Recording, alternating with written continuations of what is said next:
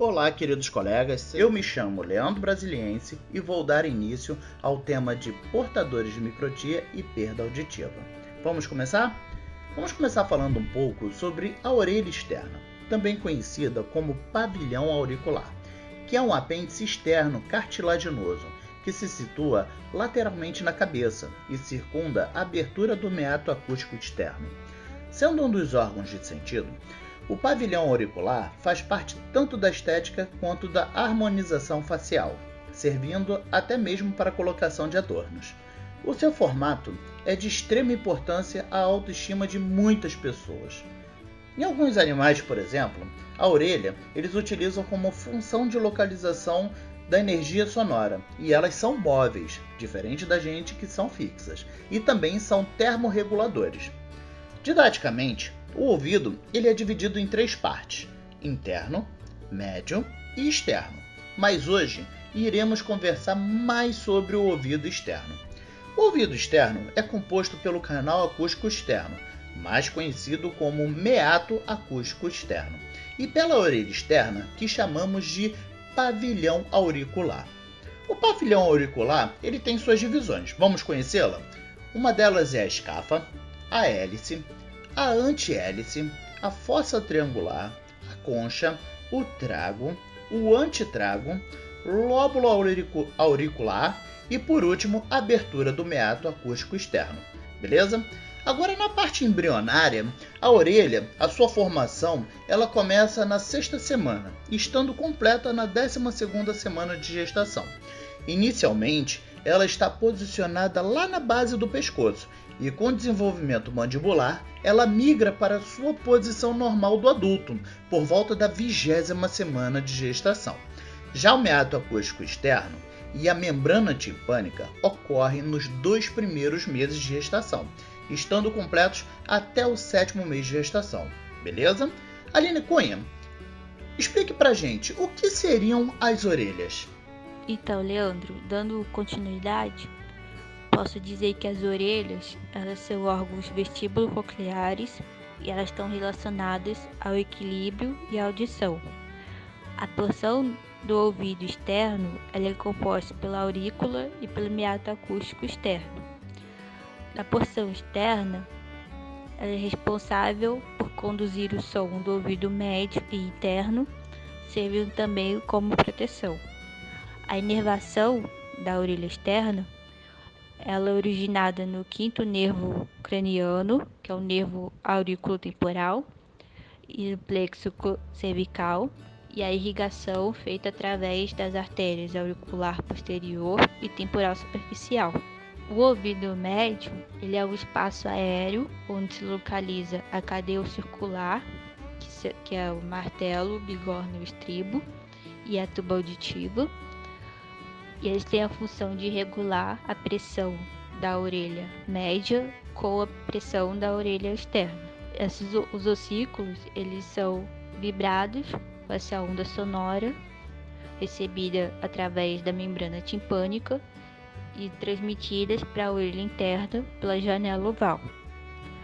Na orelha interna, ela tem várias estruturas complexas, que é repleta de líquido, na porção petrosa do osso temporal, que é composto pelo labirinto membranoso e ósseo. E lá a gente possui uma estrutura bastante importante chamada órgão de Corti, que foi nomeada assim em homenagem ao anatomista italiano Marquês Alfonso Giacomo Gaspari Corti, que conduziu as primeiras pesquisas do sistema auditivo em 1850.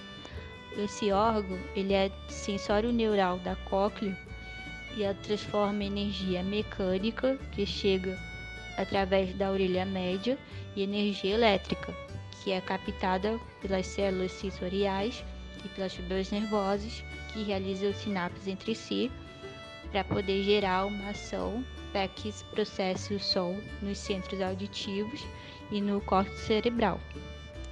Então, com todas essas informações, a gente pode afirmar que a audição ela ocorre quando as ondas sonoras e energia elétrica são transmitidas através do meio, pode ser ar ou pela água, tendo o decibel sua unidade para expressar essa pressão sonora e a frequência do som é medida através do Hertz. Então, Flávia, explica pra gente o que é microtia. A microtia, Aline, é uma malformação congênita, no qual o pavilhão auricular é subdesenvolvido.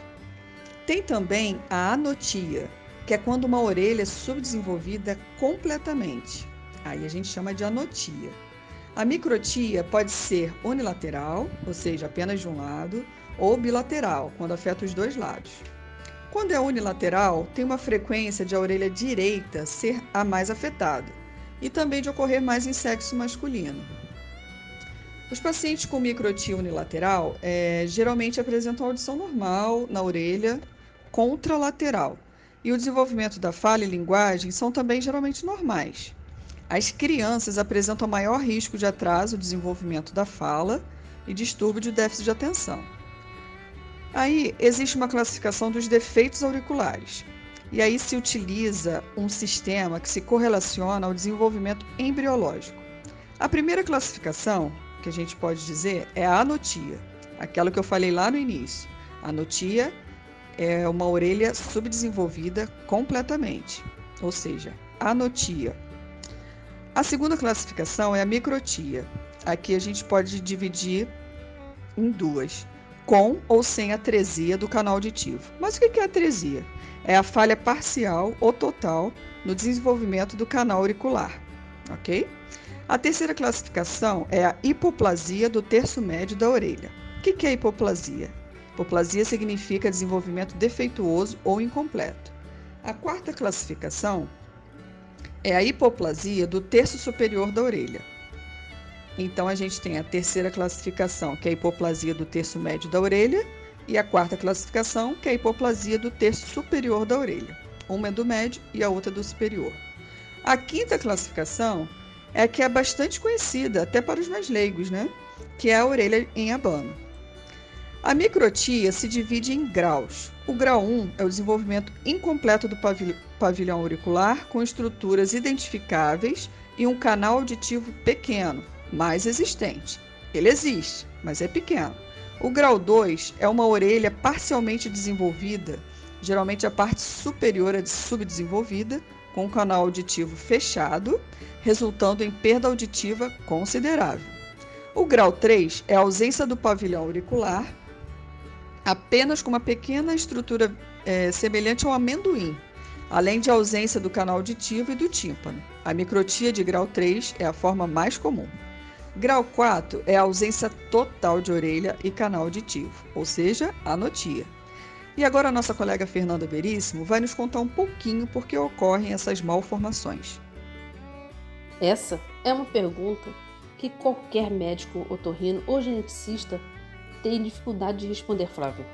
A criança simplesmente nasce com a orelha mal formada, sem nenhum antecedente familiar genético, ou sem a mãe ter feito uso de nenhuma medicação específica, uma gestação normal, sem intercorrências. Mas seja qual for a causa, a malformação de orelha ou microtia tem tratamento. Podemos dividir os problemas relacionados com a microtia em estético e funcional.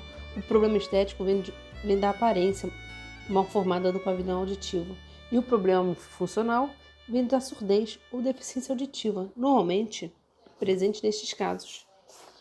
A questão estética pode ser solucionada com a reconstrução cirúrgica do pavilhão auditivo ou com a colocação de prótese da orelha. E assim, a reconstrução pode ser feita com dois tipos de materiais. O autógeno, que seria o material do próprio corpo, ou o exógeno, que é o material que não é do próprio corpo. E a prótese de orelha, que pode ser fixada no crânio através de parafusos ósseo-integrados. Já a surdez ou deficiência auditiva, que acontece em casos de microtia, podem ser tratadas em praticamente todos os casos, salvo malformações muito grandes que peguem os nervos auditivos. O teste auditivo, como o BERA, pode diagnosticar a surdez nos primeiros meses de vida. Na investigação clínica dos pacientes com microtia, é muito importante diagnosticar anomalias e ou síndromes associadas. A avaliação otológica, audiológica e radiológica devem ser consideradas, mas de 80% dos pacientes com microtia apresentam atresia de ouvido médio, resultando em uma perda condutiva com redução de 40 a 65 decibéis. Por outro lado, a condução óssea é normal. Em 90% das orelhas afetadas, o aconselhamento genético deve ser sempre aconselhável. Vinícius, você poderia dizer pra gente como a perda auditiva é classificada?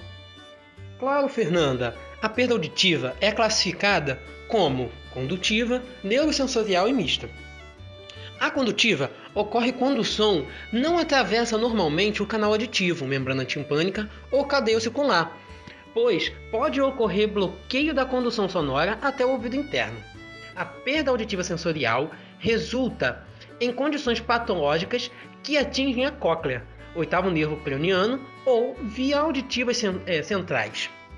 E o déficit auditivo misto ocorre com a associação de ambas as deficiências.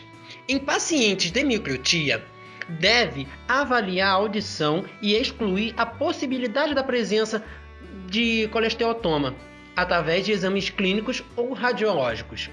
A colesteatoma é um tumor benigno que afeta o ouvido médio. Ela consiste em um acúmulo de camadas de pele localizadas atrás da membrana timpânica. Caso não for bem tratada, pode ocasionar uma perda auditiva parcial ou total.